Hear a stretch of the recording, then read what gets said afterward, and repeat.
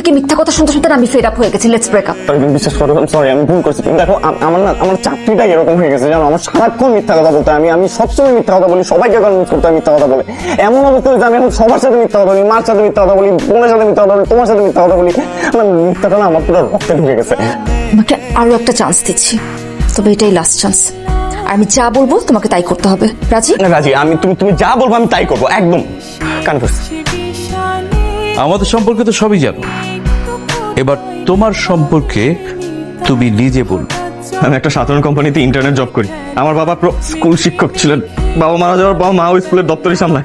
আমাদের কোনো প্রপার্টি নাই। আমার মা খুব কষ্ট করে চলে। আমি বেতনের টাকা থেকে টাকা পাঠাইলে আমার বোনের পড়াশোনা করা চলে।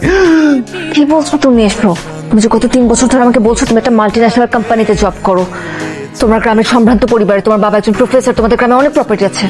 আই তোমাকে মিথ্যা বলেছো? যে সব মিথ্যা। দেখেছিস মা, সত্য কিভাবে বের হয়ে আসে। এই ছেলে এতদিন ধরে যা যা বলেছে সব মিথ্যে, সাজানো গল্প।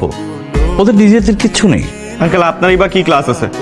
করেন তো সরকারি চাকরি, যে ঠাটবাট নিয়ে চলেন। সব টাকা তো কমাইছেন 2 নাম্বার লাইনে, ঘুষের টাকা, চুরির টাকা। আজকে 2 টাকা ফোন দিলে কালকে জেলে থাকবেন।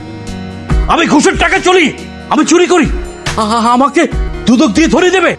কি বলছো এসব? তুমি আমাদের বাসায় এসে তুমি আমার বাবাকে অপমান করলে। আউট। আর কোনোদিন আমার সাথে কোনো ধরনের কমিউনিকেট করার চেষ্টা করবে না, যাও। শুধুমাত্র তোর কথায় আমি কোনো কিছু না দেখে শুনে বিয়ের জন্য রাজি হয়েছিলাম। আজ তো তুই হাতে নাতে প্রমাণ পেয়েছিস ছেলেটা তোর সাথে কত বড় প্রতারণা করেছে। তোর সামনে তোর বাবাকে যাচ্ছে তাই ভাবে অপমান করেছে। ওর সাথে আমার আর কোনো সম্পর্ক নেই। তুই সত্যি বলছিস? আমি তাহলে ওই ইঞ্জিনিয়ার ছেলেটার বাবার সাথে কথা বলি, পাকা কথা বলে সব ঠিকঠাক করে ফেলি না?